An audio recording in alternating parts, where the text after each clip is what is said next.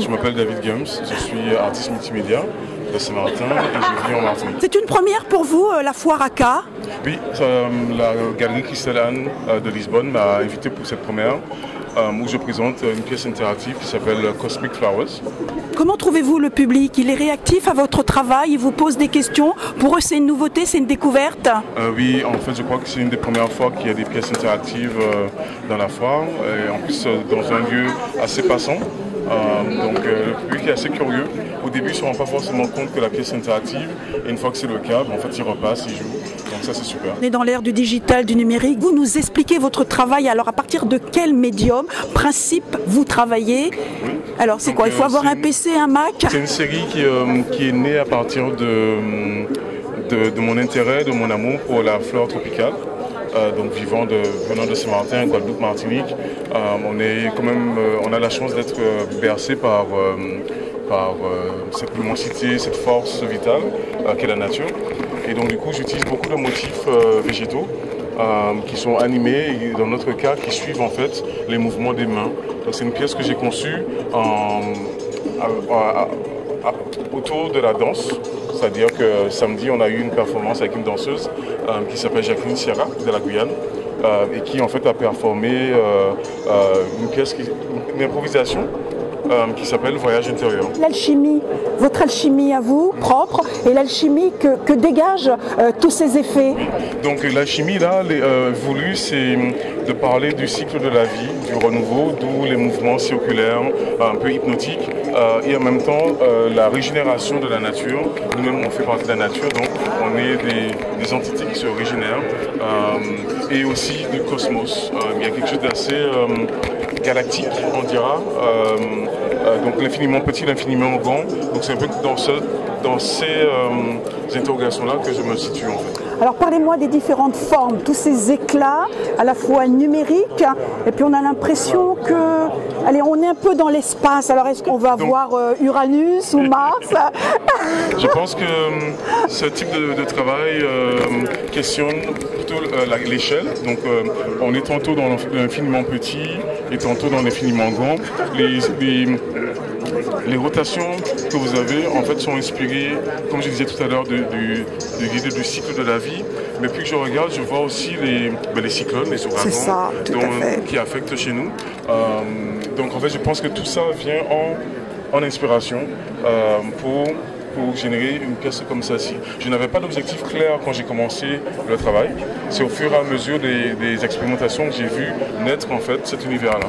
Dialogue, quels sont les échanges entre les différentes formes? Alors je parlerai d'explosion, puisqu'on a parlé de l'œil du cyclone, de l'ouragan, mais moi je vous parlerai plutôt de l'atmosphère. Pourquoi pas? Oui. Le côté atmosphérique, lorsqu'on regarde, on est plongé où? Dans quel temps vous nous ramenez? Une tentative de montrer que l'art numérique n'est pas forcément toujours une création froide, une création impersonnelle. Je voulais montrer quand même qu'on peut faire du numérique avec des médiums traditionnels. Donc l'atmosphère est entre une atmosphère de voyage un peu psychédélique, un peu de voyage intérieur et en même temps un hymne à la nature. Les éléments du fond sont quand même assez reconnaissables comme éléments floraux. En fait, mais en même temps la forme qui suit les mains et les mouvements des bras lorsqu'on est devant et on se déplace, en fait, sont complètement traités de manière digitale. Est-ce qu'on peut parler d'ADN? Un grand monsieur qui m'a dit, ok, vous parlez de renouveau, de cycle de vie, mais est-ce que ça peut pas aller jusqu'à l'ADN? Parce qu'en fait, pour moi, en fait, l'esthétique là, elle n'est pas figée. C'est une esthétique qui peut être perçue à différentes échelles, donc pourquoi pas jusqu'à l'ADN. En fait. Et rythmé par un fond de musique, c'est pour donner quoi? De l'oxygène, nos sens, puisqu'on a 5 sens. Oui. Alors c'est un effet aussi de développement personnel. Oui, l'univers musical, je crois que ça a été créé par Jeff Bayard dans celui-ci, qui était un compositeur martiniquais qui vivait à Paris à l'époque. Et en fait, je lui avais donné comme des mots-clés, vraiment cette sensation d'éclatement, de surgissement, des choses qui se révèlent et qui sont furtives. Parce qu'en fait, comme c'est une pièce interactive, c'est-à-dire que la combinaison qu'on a là change tout le temps. Elle est toujours différente. Elle n'est jamais pareille en fait. Est-ce qu'on peut le voir en 3D? Est-ce qu'on peut porter des lunettes spécifiques pour rentrer vraiment dans ces énergies explosives? Peut-être pour de nouvelles créations, certainement. Celle-ci, c'est vrai que je m'intéresse plus à l'espace. Et habituellement, c'est des pièces qui sont projetées à des tailles en fait de 3 mètres sur 4 minimum. Et c'est une des premières fois que je présente dans une configuration plus petite, adaptée à la foire en fait. Il peut acquérir ce genre de matériaux digital? Ça va de la galerie à des collectionneurs, ça va à des personnes qui sont des amoureux de l'art, des néophytes, des danseurs aussi, des chorégraphes qui aiment bien peut-être avoir une pièce comme ça, aussi des personnes qui veulent peut-être animer en fait un dîner ou autre.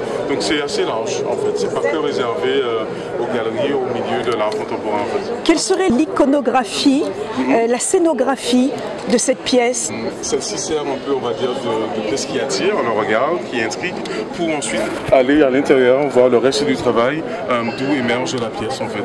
Toute une autre esthétique qui est juste derrière dans la partie qui m'est réservée. En fait. Il y a un côté religieux, il y a des vitraux, on peut imaginer une église, un monastère, avec ce type de vitraux qui éclatent, qui explosent, pour aller vers l'éveil à la foi. J'avais pas pensé à ça. J'ai discuté une fois avec M. Victor Anissé, qui est un de mes chers passeurs et un ancien enseignant à moi. Et c'est vrai que maintenant que vous me dites ça, en termes de couleurs, ça me fait effectivement penser au travail de vitrail qu'il a fait pour l'église de la cathédrale de Saint-Pierre. Donc, mais personnellement, je n'y avais pas pensé jusqu'à aujourd'hui. Donc c'est très bien. Je pense qu'il sera content quand il verra l'interview.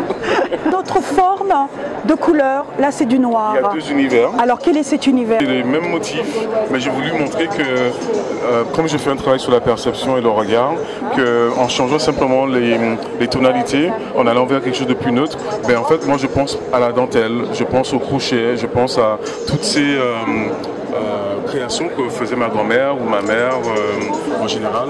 Donc je pense que c'est un clin d'œil aussi à ça. Je ne l'ai pas prévu, c'est quelque chose que j'ai découvert dans le processus de création. Et comment j'ai assez projeté au mur, ben en fait j'avais vraiment l'impression de voir un travail des dentelles, de transparence et de... Vous connaissez les rideaux qui habitent nos maisons aux Antilles et en République dominicaine ou autre. En fait, je trouve qu'il y a une connotation à ça, en fait, aussi. C'est magnifique, c'est très beau. Comment on peut acquérir? Je vends le programme avec le capteur qui vient avec, parce que ce sera plus difficile à trouver. Et voilà, il y a certains collectionneurs qui peuvent avoir tout clé en main. Donc un ordinateur, le programme installé est vendu ensemble, en fait. Dans le milieu médical, c'est possible de le vendre pour un thérapeute, un sophrologue? C'est marrant que vous me dites ça parce qu'en fait en 2017, quand j'ai fait la Biennale de la Jamaïque, c'était un cube interactif, mais avec cet univers-là, ou celui que vous allez voir peut-être à l'intérieur tout à l'heure, mais qui était sur les 4 façades. Et j'ai été contacté par 3 thérapeutes qui voulaient absolument une version réduite à mettre dans leur hall de méditation, de thérapie. Mais en fait j'ai eu peur. C'est vrai, non? J'ai eu peur parce que je ne savais pas quelle pouvait être la réaction des personnes. Donc j'ai pas osé et vous êtes la 4e personne à me dire ça en 4 ans.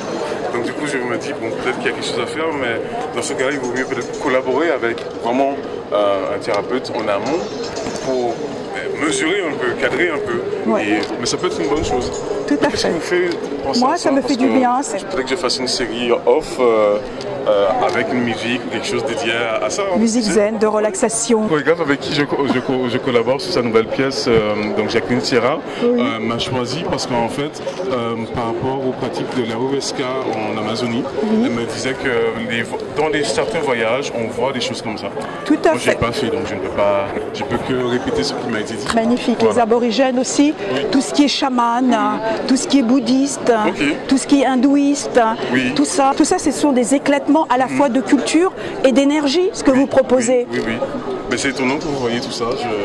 En fait, je suis touché parce que des fois, on se demande est-ce que... Voilà, le travail est très différent de ce qui se présente ailleurs aussi. Et c'est bien de discuter avec quelqu'un qui rentre en résonance avec et sur plein d'autres référents, en fait. Donc ça, c'est génial.